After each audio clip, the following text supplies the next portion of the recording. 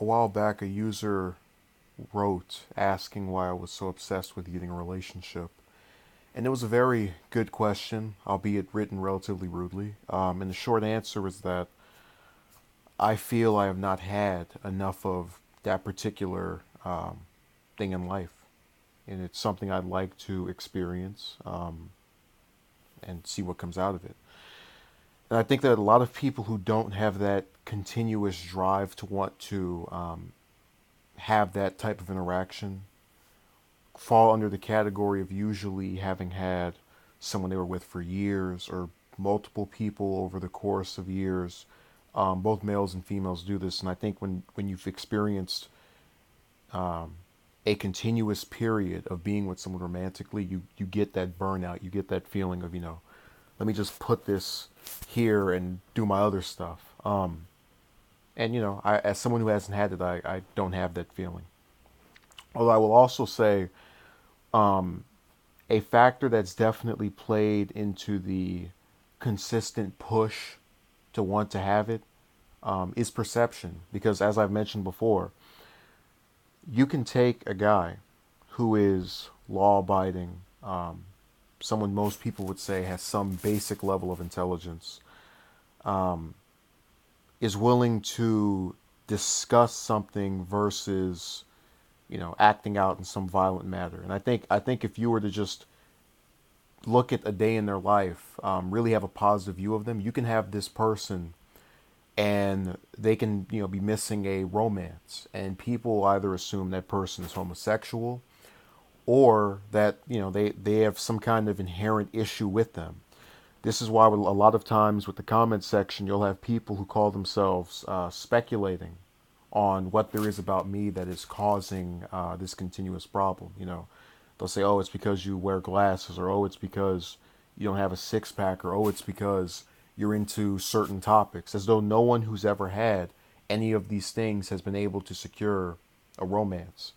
And when you have people doing that, there's always this kind of rubbing salt in the wound thing going on, basically, where it's not just bad enough that you're having trouble with this thing. Now you have a person who's had a problem in one category being told they're complete and utter trash, or that they need to change themselves based off this one thing.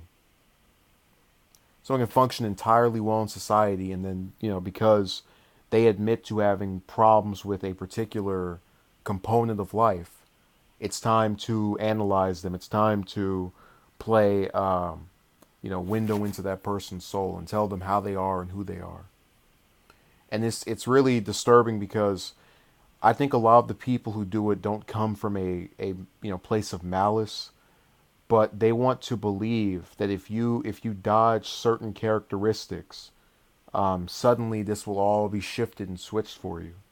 I spoke a while back to a user, and they were asking me all these questions, and I realized as this was going along that they're looking for anything and everything to have an issue with. Now, as far as appearance is concerned, I've tried to really double down on how ridiculous it is to focus on that, because I've seen males and females of all shapes, sizes, and ethnicities be able to secure someone else's romantic affection. Um, but to suggest that my appearance is the cause of this is to thereby say that all of the other various appearances are going to have the same trouble, or not going to have the same trouble because they look different. When in reality, I would wager a very hefty price that people who this message resonates with are of a different ethnicity, are of a different height, just it's so on and so forth in their appearance. And so, I have no issue with them looking the way they do in most cases, because I understand beauty is in the eye of the beholder. And when you take something that is subjective, which is an opinion, that's what these denoters of my appearance or someone else's will always have. You effectively create a system where no one can just win. No one can just say, this is a man who is decent, who has a problem in this one category. Now he's a demon or some hellspawn because he's had trouble here. And it's really sad because there is a willingness by people to capitalize on what they perceive as a feeling of inadequacy or insecurity with that individual. So, for example, let's say I had stuck to only talking about things that were political, um, and the topic of romance was never discussed on here, never brought about. And in real life, I was always seen with some different woman. No one would tell me to go and change my hobbies or habits, or make some great shift in who I am. It would be acceptable because the parameters that people see as denoting what we tolerate and what we don't have have been met in that scenario, if that were the case. But since this area has not shifted, here comes the internal investigation. And I've stated it before, but I'm past the period of feeling horrible about myself because of the choices that someone else made. That doesn't mean I don't still think about what could have been and what should be, but you have to also comprehend that there is a group of people who it feels like will look for any and everything to just cite as an example of this person having trouble. Now, what kills me is that, as I said before, you have people who have different appearances, different hobbies, all of these different things. You can't. We're not homogenized as is often claimed when you talk about males who have trouble with getting a relationship or getting a woman to pay them the time of day. But they want to believe that because they want to think that they don't want to believe someone who's different from they are who is different from how they are is going to suddenly be able to be successful in this field via meeting a person who actually appreciates those differences. And whenever you kind of meet them with the resistance I have, because I used to think for a while, oh man, I'm just so horrible and terrible, and it really it's a very draining thing. And I would also say that the one benefit from being obsessed with this stuff has been its revelation of all the horrible and really disgusting traits of both males and females.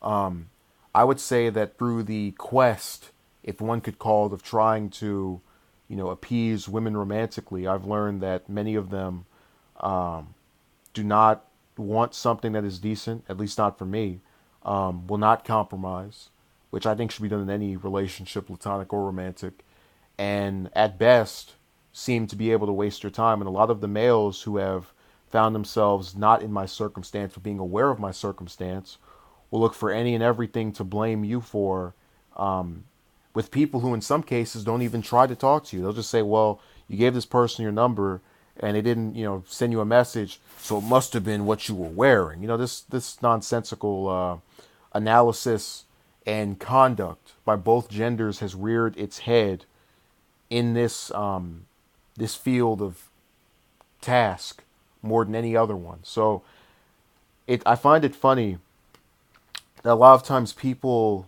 talk about wanting more people to hang out with, more people to interact with, more people to feel a connection with.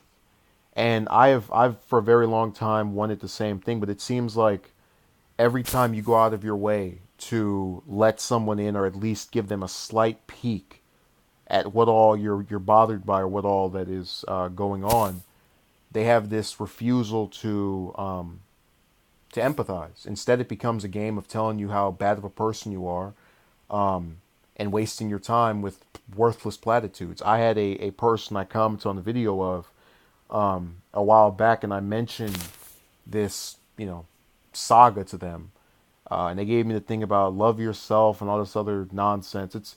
It's things you've heard a million times before. But also, to go back to the question, I think of life as a story. It's one that is unpredictable because people are always making choices that we can't see coming. But with any good story, you have a test of it being decent or actually being something worth watching and listening to based off its ending.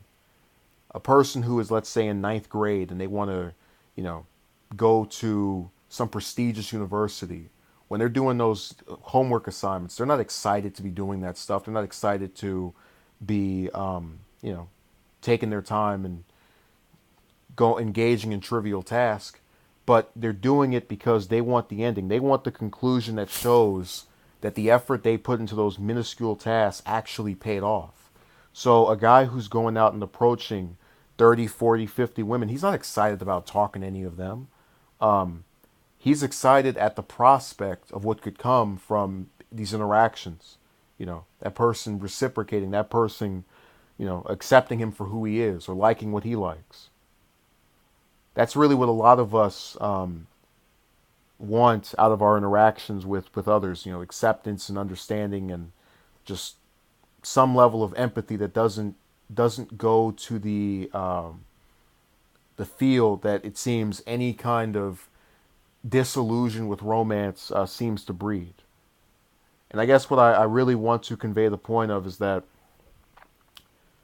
I am not excited about talking about, romance, or continuing to try and talk to people to get one. I am excited at the possibility of someone reversing all this stuff, although I don't think it will happen. And I am also excited to speak with people who are like-minded, or at least empathize with this issue. I am not excited to speak with people who will continue to pour out platitudes about, oh, just wait, oh, love yourself. They're not here to assist. They're here to make things worse, along with all of those who continue to play the game of internet detective and tell you how horrible you are from watching a 12-minute video. So I hope I answered the question.